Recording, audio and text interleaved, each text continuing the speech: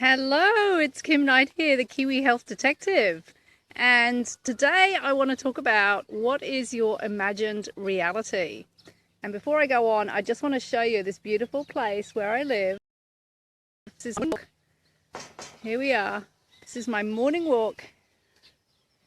Lovely sheepies here in Auckland, New Zealand. It's a beautiful day. It's Labour weekend here, so the streets are really quiet. Nobody around. And so I'm going for my morning walk, and as usual I'm doing lots of thinking. Now, I've spent the last 16 years really learning how to master emotions, how to become aware of what I'm feeling, how to notice where those feelings are located in my body, how to clear those emotions and feelings, because those feelings can create huge disturbance, including significant illness. So that's what I focused on for the past 16 years. But for the past 2 years, I've really started to place more emphasis in my learning about myself on my thoughts. And, you know, it's pretty horrific what is turning up in my thoughts and what has been running my thoughts my whole life. I'm not sure if you're aware that we have around 6,000 thoughts that go through our mind every day. And recently I've just started reading the book, A Course in Miracles, which was sitting on my bookshelf for literally, I think maybe 10-15 years, and I just wasn't ready to read it. And then a couple of weeks ago I thought, I'm going to pick that book up again and I'm going to see if I'm ready to read it, and I am. And I'm really excited, because Course in Miracles is all about learning to strip back the unreal and come back to what is real, what is the truth. I'll just let that car go past. And it's all about stripping back the unreal, all the falseness, all the limitations, unreality, so that we get back to the truth. And the lesson that I was on yesterday, because they are daily lessons, they're very short, sweet lessons, very easy to do each day. And the lesson yesterday was no thoughts are, or what is it? All thoughts are, oh gosh, can't remember what it was.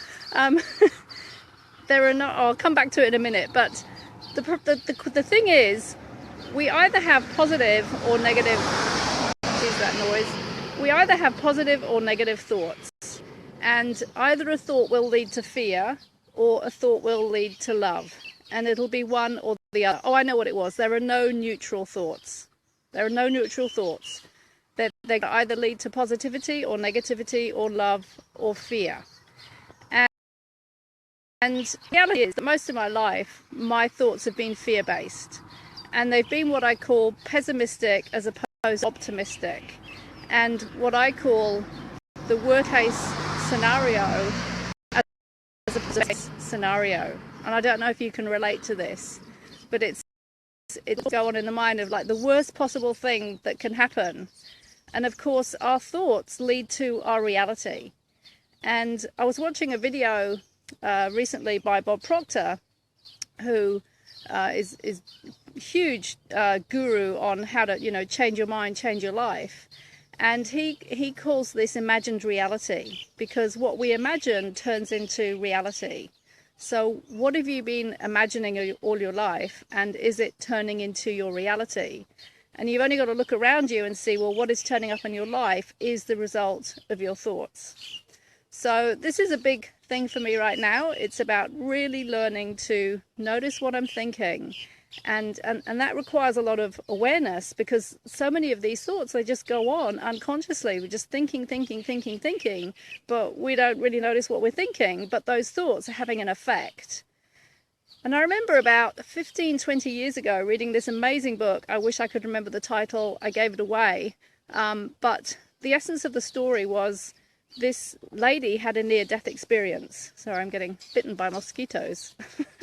This lady had a near-death experience, and as she was in this state of near-death, she noticed these bubbles forming around her, and she couldn't work out what they were initially. And then she suddenly realized what they were, and she was in this other realm, if you like, and then she realized these bubbles were her thoughts. And so she started playing with these thoughts, and she started building like a little thought car or a thought house. and then she would dismantle it and dissolve it and build something else. And what that experience taught her was thoughts are real. Even though we think we're just thinking a thought and that it's not having any effect, every thought is having an effect. And so we need to learn to really master our thoughts and choose our thoughts. And if there's resistance around believing the thought that we're having, then we need to work out why that is and clear that. But we still need to focus on mastering our thoughts. So that's my little musing for today on my walk, and I'll see you again soon.